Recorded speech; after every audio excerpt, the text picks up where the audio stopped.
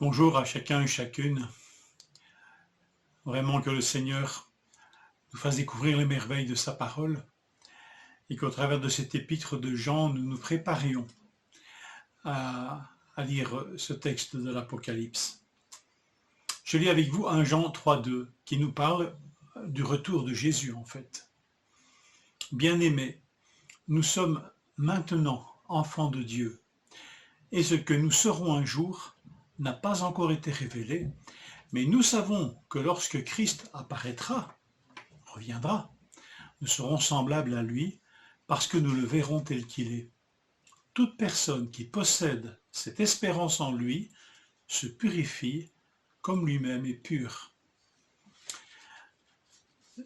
Est-ce que nous voyons ici la dynamique de l'espérance? Vous avez vu, nous sommes enfants maintenant, nous sommes maintenant enfants de Dieu. Le verset 2 nous dit cela. Et l'espérance est ancrée dans le maintenant et pas seulement dans le futur. Ce n'est pas l'espérance un lendemain qui chante pour échapper à un présent médiocre. Ce n'est pas des promesses d'un avenir meilleur pour vivre un avenir médiocre. Nous sommes en fait maintenant dans les acomptes de la présence de Dieu, qui fait de nous ses enfants. Déjà maintenant, cette vie de Dieu est à l'œuvre en nous. La foi en Jésus-Christ nous a fait naître de nouveau, d'en haut, et nous goûtons maintenant cette adoption divine. Nous sommes maintenant enfants de Dieu. Mais nous serons encore plus, jusqu'à être semblables à lui, parce que nous le verrons tel qu'il est, nous verrons le Fils, le Christ, tel qu'il est. Alors, entre les « nous sommes » et « nous serons », s'installe la dynamique de l'espérance qui nous purifie, qui nous sanctifie. Vous avez vu ça? Aujourd'hui, toute personne qui possède cette espérance en lui se purifie comme lui-même est pur.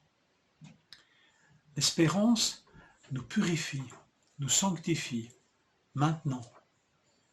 Parce qu'elle s'ancre dans le réel, des choses qui déjà se passent dans nos vies par la grâce de Dieu, mais en quelque sorte qui constituent toujours un acompte, parce qu'il y a plus, il y aura meilleur, il y aura accomplissement final. L'espérance, cette dynamique qui nous sanctifie, qui nous évite aussi de rester tels que nous sommes, qui nous évite la fausse assurance, la tranquillité qui fait que nous ne bougeons plus. Nous sommes, mais nous serons. Le cœur de l'espérance, c'est d'être semblable à lui, parce que nous le verrons tel qu'il est, c'est d'être semblable à Christ. C'est pas d'abord l'espérance d'un nouveau monde où il n'y aura plus de maladies, il n'y aura plus de pleurs, de larmes. C'est pas d'abord l'espérance d'un bonheur éternel, une vie éternelle, mais c'est d'être semblable à lui et de le voir tel qu'il est. C'est là le cœur de l'espérance, être semblable à lui. En fait, cette bénédiction contient toutes les autres. Imaginez un monde parfait. En fait, c'est un monde dont tous les habitants sont semblables à Christ, dans son caractère, qu'il a manifesté dans sa vie ici-bas, dans sa relation au Père, dans sa plénitude dans l'esprit, dans son amour, la douceur, la joie, la bonté, toutes ces qualités. Imaginez un monde où tous les humains sont semblables à Christ. Ce monde, il contient toutes les promesses de bonheur éternel et surtout toute sa réalité. Le cœur de l'espérance, c'est d'être semblable à Christ et le voir tel qu'il est. Cette ressemblance est le fruit de cette communion qui est totale.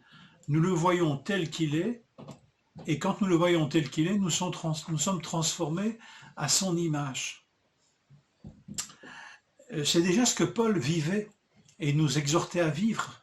On lit ça dans 2 Corinthiens 3,18.